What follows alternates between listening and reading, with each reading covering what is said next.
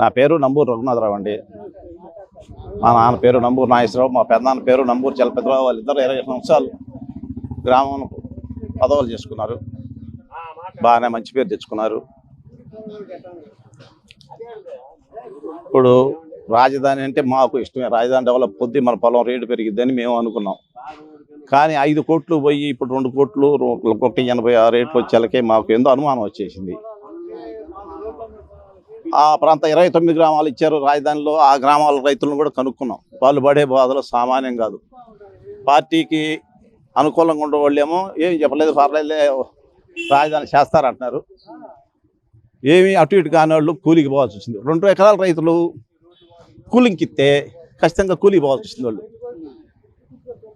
వాళ్ళు ఇచ్చే కౌలు చాట్ల. వాళ్ళ ఇంట్లో ఒక ఆడపిల్ల పెన్షన్, పెద్ద పిల్ల అయితే పెన్షన్కి 2 లక్షలు 3 లక్షలు 4 లక్షల దాకా అవుతున్నాయి. పంచలు ఇవ్వాలనుకుంటే ఒకడు చూసి ఒకడు నీ పిల్లగాడికి పెన్షన్ ఇస్తే 2 లక్షలు అయినప్పుడు నాకు కూడా వాటికన్నా 2,50,000 పెట్టాలని అనుకుంటాడు. కానీ తక్కువ చేయాలని అనుకోవట్లా. పెళ్ళిళ్ళు చేయాలంటే 10 లక్షలు 20 లక్షల కుటుంబాన్ని బట్టి స్తోత్రం బట్టి అవుతుంది. అందుకని మా ఊరు ఆ 2 ఎకరాల లోపు వాళ్ళు కూలికి కూడా వచ్చారు. మిరగాయల కోతకు వచ్చారు, పత్తికి వచ్చారు. వాళ్ళు వచ్చితే కావద్దు ఏంటి ఏంది నుంచున్నారని రైతు అంటాడు. వాళ్ళకి ఆ బాధ మాటలు ఆ మాటలకి బాధ వేసి పాపం ఏడిచారు, కళ్ళమ్మ నీళ్ళు పెట్టారు. వాళ్ళ చేత మనం మాట అనిపించుకోవాల్సి వచ్చిందే అని. కాబట్టి రాజధానికి పొలం ఇవ్వటానికి మాకు ఇట్టే అభ్యంతరం లేదు. కానీ ఆ ప్యాకేజీలు లోగడా ప్యాకేజీలు ఇస్తామంటే ఒప్పుకోం. ఖచ్చితంగా మాకు 1800 గజాలు కావాలి. ఉడావుల మంగళగిరిలో ఉడావులు 1800 గజం ఇస్తున్నారు. మీరు గవర్నమెంటే అది కూడా. ఇంకొక ఊళ్ళో కూడా ఆడ ఇచ్చారంట 1800 గజం. ఎప్పుడో ఇందిరాగాంధీ 1800 గజం పాస్ చేసింది. అలాంటివన్నీ వదిలేసి 1250 గజం ఇస్తానంటే కుదరదు. కూలీలకి, పొలం లేని కూలీలందరికీ కుటుంబానికి 10,000 రూపాయలు, నెలకు 10,000 రూపాయల కాడికి ఇవ్వాల్సిందే. లేకపోతే వాళ్ళు బతకలేరు. మన పొలంలో పనిచేసి బతికి మనం కూడా బతికిస్తాం వాళ్ళని. ఏదో అవసరానికి 500 1000 ఇచ్చుకొని పని చేయించుకుంటూ ఉంటాం. కాకపోతే గ్రామం పాత గ్రామం కూడా కొంచెం అంత డెవలప్ లేదు. మురికాలలో పోయే అవస్థలు లేవు. రోడ్లన్నీ ఇరుకు రోడ్లు అయిపోయినాయి. కరెంటు పోద్ది. కరెంటు పోతే ఎప్పుడు వస్తాడో, ఇప్పుడు పోద్దో ఎప్పుడు తెలియదు. ఇప్పుడు కూడా పోతే బాకీలు ఉన్నాయి, బ్యాంకుల్లో బాకీలు ఉన్నాయి. 10,000 ఉన్నాయి, 20,000 ఉన్నాయి, లక్షలు ఉన్నాయి, 2 లక్షలు ఉన్నాయి, 3 లక్షలు ఎంతన్నా ఉన్నాయి. వాళ్ళకి 1,00,000 తీసేశారు ప్లాట్లు తీసుకున్నప్పుడు. ఇటు కూడా ఈ ప్యాకేజీలో కూడా 4 లక్షల మటుకు తీసేయండి. టైం 10 మీరు ఇచ్చింది 12 ఏళ్ళు అయింది. 12 ఏళ్ళకి వడ్డీ కట్టండి, ఎంత అవుతుందో. రైతు వారి రూపాయి వడ్డీ అయితే అవుతుంది. 4 లక్షల మటుకు ఇవ్వండి. ఇవన్నీ ఇస్తే మాకు కూడా ఇబ్బంది ఏమి ఉండదు. ప్యాకేజ్ కూలింగ్కి ఇవ్వడానికి ఇబ్బంది లేదు. ఏదో వాళ్ళు చెప్పినట్టు పేపర్లో పరుగునెడుతుంది అది ఇది అన్నారు. కానీ మాకేం అవ్వట్ల. కాలువలు మాత్రం కడుతున్నట్టుగా కొద్దిగా అప్పుడు ఏ కంపెనీ కూడా వచ్చాడు ఎక్కడ కొబ్బరికాయ కొట్టినట్లేదు. బ్యాంకులు ఓపెన్ అన్నారు. బ్యాంకులు ఓపెన్ నేను పోయా కూడా మీటింగ్ కూడా పోయాను. కాతే ఎవడు బ్యాంక్ ఇచ్చినట్టు రేకులు కట్టుకున్నాడు. ఆ రేకులు కట్టుకున్నంత బ్యాంక్ అయిపోయిందని నేను అనుకోను. ఆ బ్యాంక్ కూడా పొలం రాశావు.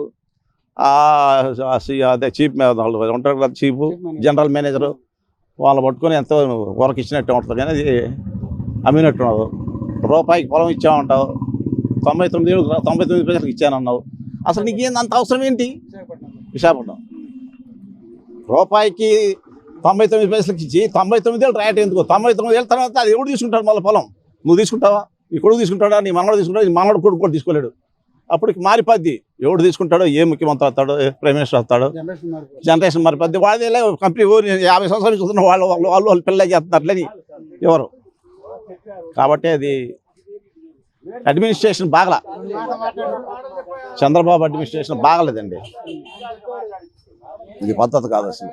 ఇంతకుముందు బాగానే చేశాడు, నేను గౌరవించాను. చంద్రబాబు అంటే నాకు ఇష్టం కూడా బాగా.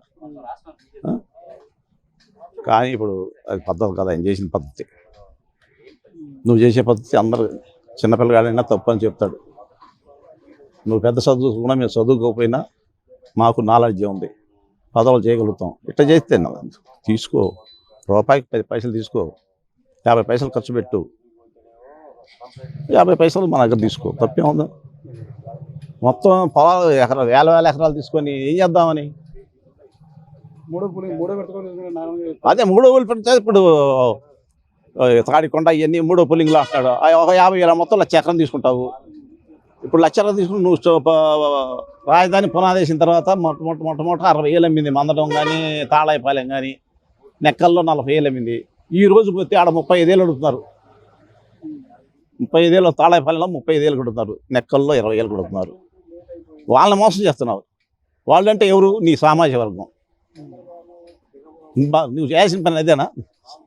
మన సామాజిక వర్గంలో మనకి వస్తుందని పాపం రైతులు నమ్మి నీకు ఇచ్చే మిగిలిన కులాలు పెద్దగా లేవుగా. ఆ 29 గ్రామాల్లో ఏరే కులం ఉందా పొలం ఇచ్చిన వాళ్ళు?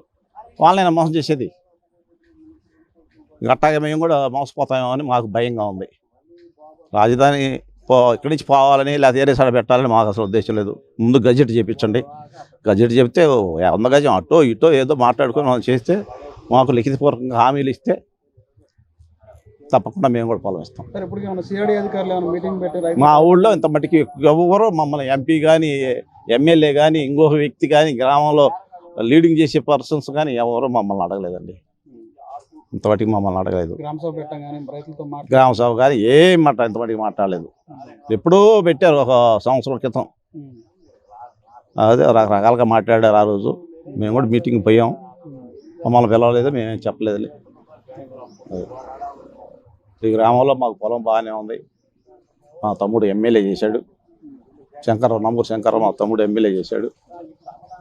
మాకు ఇబ్బంది ఈ ఊళ్ళో బాగానే మంచి పేరు ఉంది. కాకపోతే ఖమ్మంలంతా అటు బాటంలో మొన్న 2,000 మెజార్టీ వచ్చింది. ఎప్పుడు రాలేదు మెజార్టీ. ఎప్పుడు బ్యాలెన్స్గా ఉండేది. 50 ఓట్లు అటో ఇటో. ఒకసారి వాళ్ళకి వస్తే ఒకసారి కాంగ్రెస్కి వచ్చాయి. కాంగ్రెస్ ఉండన్నాళ్ళు. ఇప్పుడు వైసీపీ కాంగ్రెస్ లేదు కనుక వైసీపీకి మేము పోయాం. కాబట్టి జగన్ కొన్ని తప్పులు చేశాడు అనుకున్నాం, కానీ ఇప్పుడు జగన్ తప్పు చేసినట్టు కాదు. ఇసుకలో తిన్నాడు అన్నావు, 3 రాజధానులు అన్నావు, మందు అన్నావు. ఆ 3 అతను తప్పు అనుకున్నాం. మేము కూడా మనసులో అనుకున్నాం, బయటికి చెప్పలేకపోయినా. నువ్వు అతనికన్నా ఇసుక దోపిడీ ఎక్కువైపోయింది ఇప్పుడు ఇసుక దోపిడీ. ఎమ్మెల్యే నీ మాట కూడా వినేవాడు, ఒక ఎమ్మెల్యే కూడా వినేవాడు లేడు. పోతే రాజధాని 3 ముక్కలాట అన్నాడు. పాపం వాడు పిచ్చోడు చెప్పాడు. నిజంగా చెప్పకూడదు అసలు. అట్ట నేను 3 రాజధానులు చేస్తానని చెప్పడం తప్పైంది. నువ్వు చెప్పకుండా చేస్తున్నావు. ఇప్పుడు ఆటోమేటిక్గా ఆర్థిక రాజధాని అన్నావు నువ్వు. వైశాఖని అయిపోయిందిగా. రాజధాని న్యాయ రాజధాని అంటున్నావు నువ్వు. కర్నూలు అంటున్నానే ఉండవు. బెంచి కూడా పెట్టారనుకుంటున్నారు కొంతమంది. శాసన రాజధాని ఆయన చెప్పింది కూడా జగన్మోహన్ రెడ్డి చెప్పింది కూడా ఆయన చెప్పింది కూడా అదే. ఆయన చేసిన పనులే నువ్వు చేస్తున్నావు. నువ్వు సచివాలయాలని పేరు మారుతున్నావు. ఏం పేరో మాకు అర్థం కాదు. ఎన్నిసార్లు పేపర్లో చదివినా అది గుర్తు రావట్లేదు మాకు. రైతు భరోసా కేంద్రం అన్నావు, తల్లికి వందనం అంటావు, అమ్మఒడి తల్లి వందనం. పేరు మార్చినందువల్ల నీకు ఏమవుతుంది? ఆయన చేసిన పనులే నువ్వు చేస్తున్నావు తప్ప ఆయన చేసిన తప్పులు నువ్వు చేస్తున్నావు. కాబట్టి మీరిద్దరు ఒకటే. మీలో ఇద్దరిలో ఒకడు గైరు, ఒక నాశనం నేను అనుకోవట్లా. నీ అడ్మినిస్ట్రేషన్ నాకు అసలు నచ్చలా. అతనిదే కరెక్ట్. చేశాడు, మగవాళ్ళలాగా చేశాడు, చెప్పాడు, చేశాడు. 3 రాజధానులు చేస్తానన్నాడు. జనం పంపించారు నమ్మి. నువ్వు చెప్పకుండా 3 రాజధానులు ఈసారి పంపిస్తారేమో మాకేం తెలుసు. సంపద సృష్టించడం ఎవరు? నీకు తెలివి? నీకేమో తెలివి ఉందా? పెద్ద మంత్రం పెట్టిన డబ్బులు తయారవుతాయా? సంపద వర్ష కుదిరితే ఎవడైనా సంపద సృష్టిస్తాడు. వర్ష కుదరకపోతే ఏమి చేయలేడు. ఎవడోలా కాదు. ప్రకృతికి మించింది ఏముందని మనకి? సంపద సృష్టి కాదు. ఇది సంపద నీవు సృష్టించుకుంటున్నావు. నీకు అధికారం ఉంది కాబట్టి సృష్టించుకుంటున్నావు. నువ్వు సృష్టించుకోవాలంటే సంపద ఉంటే ఎవడైనా సృష్టించుకుంటాడట. నీకన్నా తెలివి తక్కువ ఎవడు లేడు.